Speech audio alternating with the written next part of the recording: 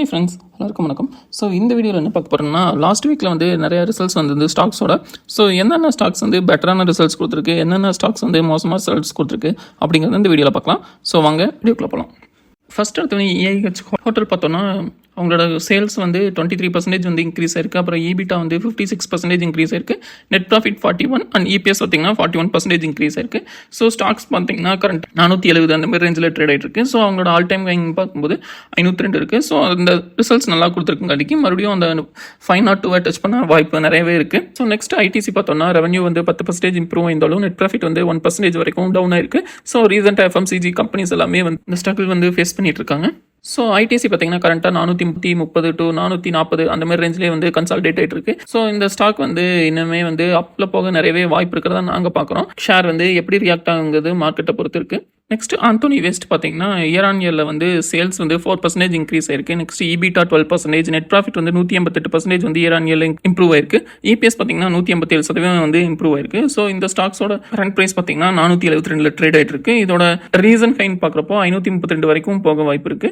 இந்த ஸ்டாக்கோட all time high பார்க்குறப்போ 550 இருக்கு. நெக்ஸ்ட் பார்த்தோன்னா கொச்சின் ஷிப்யார்ட் பார்த்தீங்கன்னா ரெவன்யூ வந்து இயர் ஆன் இயரில் வந்து 114% வந்து இம்ப்ரூவ் ஆயிருக்கு. அந்த நெட் ப்ராஃபிட்னு பார்க்கும்போது 39 கோடியிலிருந்து 250 கோடி வரைக்கும் இம்ப்ரூவ் ஆயிருக்கு இயர் ஆன் இயரில். ஸோ இந்த ஸ்டாக் பார்த்தீங்கன்னா கரண்ட்டாக வந்து 1912 ட்ரேட் ஆகிட்டு இருக்கு. ரீசெண்டாகவும் வந்து ஆல் டைம் ஹையில் தான் வந்து ட்ரேட் இருக்கு. ஸோ இந்த ஸ்டாக் வந்து இன்னுமே வந்து ஹைப்பாக நிறையவே வாய்ப்பு இருக்குது இந்த ரிசல்ட்ஸ்க்கு அப்புறம். நெக்ஸ்ட் பார்த்தீங்கன்னா சக்தி பம்ப்ஸ் பார்த்தீங்கன்னா கரண்ட்டாக வந்து 2697 ரூபாயில் ட்ரேட் ஆகிட்டு இருக்கு. இவங்களோட ரெவன்யூ பார்த்தீங்கன்னா 232% வந்து இம்ப்ரூவ் ஆயிருக்கு. நெட் ப்ராஃபிட் வந்து 4400% இம்ப்ரூவ் ஆயிருக்கு. அதாவது லாஸ்ட் இயரில் வந்து 2 கோடி டர்ன் ஓவர் கொடுத்துருந்தாங்க. இப்போ பார்த்தீங்கன்னா நெட் ப்ராஃபிட் வந்து 90 கோடிக்கு வந்து இம்ப்ரூவ் ஆயிருக்கு. ஸோ இந்த ஸ்டாக்கும் பார்த்தீங்கன்னா நியூ ஹையை வந்து டச் பண்ணுறதுக்கு நிறையவே வாய்ப்பு இருக்குது. நெக்ஸ்ட் மணப்புரம் ஃபினான்ஸ் பார்த்தீங்கன்னா 150 ரூபாயில் ட்ரேட் ஆகிட்டு இருக்கு. இவங்களோட Q4 ரிசல்ட்ஸ் பார்த்தீங்கன்னா 33% வந்து ரெவன்யூவும் நெட் ப்ராஃபிட் வந்து 35% வந்து இம்ப்ரூவ் ஆயிருக்கு. ஸோ இதோட ஸ்டாக் வந்து கரண்ட்டாக வந்து ஒரு ஸ்மால் கன்சால்டேஷனில் போயிட்டு இருக்கு 150 ரூபா அப்படிங்கிற ரேஞ்சில். ஸோ இதோட ரீசன்ட் கையான 206 ரூபா வந்து இந்த ரிசல்ட்ஸ்க்கு அப்புறம் பிரேக் பண்ணாதாங்கிறத கொஞ்சம் நம்ம வந்து மார்க்கெட்டில் வெயிட் பண்ணி பார்க்கணும். நெக்ஸ்ட் பார்த்தீங்கன்னா ஆஃபில் இந்தியா பார்த்தீங்கன்னா ரீசெண்ட் வீக்ஸில் வந்து ஒரு 5 to 10% வரைக்கும் ஒரு 10 கொடுத்துருக்கு. ஸோ ரீசெண்ட் Q4 ரிசல்ட்ஸ் பார்த்தீங்கன்னா ரெவன்யூ வந்து 42%, நெட் ப்ராஃபிட் வந்து 40% வந்து இம்ப்ரூவ் ஆயிருக்கு. ஸோ 1340 அப்படிங்கிறது வந்து அதோட ஆல் டைம் ஹை ரேஞ்ச் கிட்டே இருக்கு. ஸோ இந்த ஸ்டாக் வந்து இந்த ரிசல்ட்ஸ்க்கு அப்புறம் இதை பீட் பண்ண நிறையவே வாய்ப்பு இருக்கு. ஸோ வெயிட் பண்ணி பார்ப்போம். நெக்ஸ்ட் அதே மாதிரி டோம்ஸ் இண்டஸ்ட்ரியும் பார்த்தீங்கன்னா ரெவன்யூ 21%, நெட் ப்ராஃபிட் வந்து 34% வரைக்கும் இம்ப்ரூவ் ஆயிருக்கு. ஸ்டாக் பார்த்தீங்கன்னா கரண்ட்டாக 1800 ரூபாய் அந்த மாதிரி ரேஞ்சில் ட்ரேட் ஆகிட்டு இருக்கு. அதோட ஆல் டைம் கையான 1880 வந்து பீட் பண்ணுமா இந்த ரிசல்ட்ஸ்க்கு அப்புறம் அப்படிங்கிறத நம்ம மார்க்கெட்டில் வெயிட் பண்ணி பார்க்கணும். நெக்ஸ்ட் என்னென்ன ஸ்டாக்ஸ் வந்து மோசமான பர்ஃபார்மன்ஸ் கொடுத்துருக்கு அப்படின்னு பார்த்தோம்னா, ஃபர்ஸ்ட் எடுத்தோடனே ரிஃப்ளெக்ஸ் இண்டஸ்ட்ரீஸ் பார்த்தீங்கன்னா ரெவன்யூ வந்து 46% டவுன் ஆயிருக்கு. நெட் ப்ராஃபிட் 29% டவுன் ஆயிருக்கு. ஸோ கரண்ட்டாக ஸ்டாக் வந்து 143 ரூபாயில் ட்ரேட் ஆகிட்டு இருக்கு. ஸோ இந்த ப்ரைஸ் ரேஞ்சில் இருந்து ஸ்டாக் கீழே டவுன் போச்சுன்னா 110 ரூபா வரைக்கும் கீழே போக நிறையவே வாய்ப்பு இருக்கு.